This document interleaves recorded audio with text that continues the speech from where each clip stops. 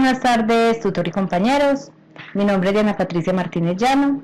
Pertenezco al grupo 153 de la materia Biología Celular y Molecular. Estoy en la sede de Medellín. Les voy a hablar sobre las biomoléculas orgánicas. Biomoléculas orgánicas son todas aquellas en las que el carbono forma su esqueleto. Existen 4 grupos de biomoléculas orgánicas que son los carbohidratos, los lípidos, las proteínas y los ácidos nucleicos. Los carbohidratos. Estos están formados por átomos de carbono, hidrógeno y oxígeno y se dividen en monosacáridos, disacáridos y polisacáridos. Se encuentran en alimentos de origen vegetal muy exclusivamente y su principal función es como fuente de energía, por lo que es fundamental en el metabolismo energético de los seres vivos. Clasificación de los carbohidratos. Los carbohidratos se dividen en dos, en carbohidratos simples y carbohidratos complejos. Los carbohidratos simples son los monosacáridos, en los cuales podemos mencionar la glucosa y la fructosa, que son los que le dan el sabor dulce a muchas frutas y se encargan de generar la insulina a nuestro organismo, que es la que estimula el apetito y favorece los depósitos de grasa. Los carbohidratos complejos. Estos se componen de 3 o más azúcares y están unidos entre sí para formar una cadena. Y son en su mayoría ricos en fibra, vitamina y minerales, y tardan más tiempo para ser digeridos, por lo que no aumentan los niveles de azúcar en la sangre tan rápidamente como los carbohidratos simples, y actúan en el organismo construyendo energía. Lípidos. Los lípidos son otro tipo de compuestos orgánicos que, igual a los carbohidratos, realizan funciones energéticas e intervienen como componentes funcionales importantes, como por ejemplo en las hormonas cortisona o en las hormonas sexuales. Este grupo es mucho más diversificado, con propiedades físicas y químicas propias.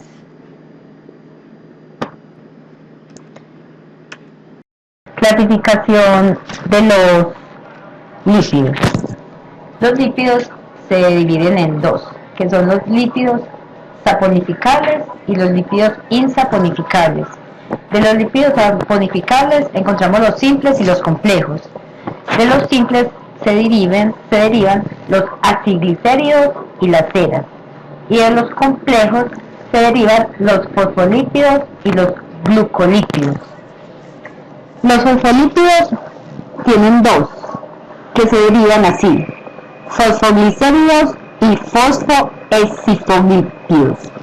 Y los glucolípidos en dos, que son los cereblósidos y los gangliósidos. Y los lípidos insaponificables tenemos que son los terpenos, esteroides y prostaglandinas. Las proteínas. Las proteínas son constituyentes químicos, son fundamentales en la materia viva, debido a que llevan a cabo funciones primordiales para los seres vivos como transporte de nutrientes, defensas, reservas, entre otras. Pueden considerarse polímeros de una pequeña moléculas que reciben el nombre de aminoácidos. Por lo tanto, las proteínas son cadenas de aminoácidos que se pliegan adquiriendo una estructura tridimensional que les permite llevar varias funciones. Sí. Los aminoácidos. Los aminoácidos forman la proteína y su denominación responde a la composición química. La fórmula general de aminoácidos es átomo de hidrógeno, átomo de carbono, grupo amino, grupo carboxilo y grupo de cadena lateral. Clasificación de las proteínas. La clasificación de las proteínas es de acuerdo al número de aminoácidos que se encuentran acoplados. Se denominan así: di, tri, tetra o polipeptídeo. Estructura de las proteínas. Ella reúne las propiedades de disposición en el espacio de las moléculas de proteína que provienen de su secuencia de aminoácidos. Las proteínas se dividen así. Las fibrosas son constituidas por cadenas lineales de polipeptídeos arreglados en filamentos, por lo que suelen ser de consistencia oleosa e insoluble en el agua. Las globulares son semisféricas, compactas y poseen cierta movilidad y son solubles en el agua, por lo cual en su mayoría son enzimas.